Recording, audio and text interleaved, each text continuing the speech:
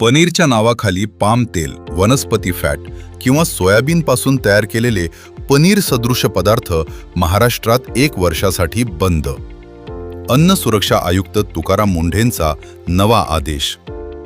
दुधापासून तयार होणाऱ्या अस्सल पनीरऐवजी पाम तेल, वनस्पती फॅट, सोया किंवा इतर दुधेतर घटकांपासून तयार केलेले अनुरूप पनीर खरे पनीर म्हणून ग्राहकांच्या माथी मारण्याला आता चाप बसणार आहे.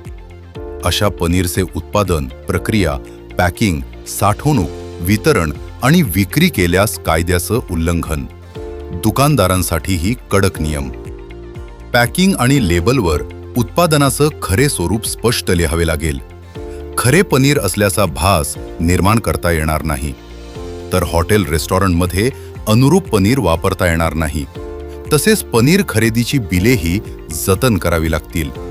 आदेश मोडल्यास कारवाईही कडक.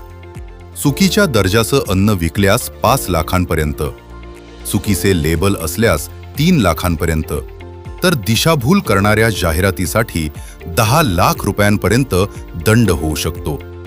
हे पनीर असुरक्षित अन्न सिद्ध होऊन गंभीर इजा झाल्यास 6 वर्षापर्यंत तुरुंगवास आणि 5 लाखांपर्यंत दंड, तर मृत्यू झाल्यास किमान 7 वर्षांपासून जन्मठेप आणि किमान 10 लाख रुपये दंडाची तरतूद आहे. थोडक्यात, पनीरच्या नावाखाली आता काहीही खपवता येणार नाही. अशाच महत्त्वाच्या शासन निर्णय आणि जनहिताच्या अपडेट्ससाठी शासन साथीला फॉलो करा आणि ही माहिती जास्तीत जास्त शेअर करा.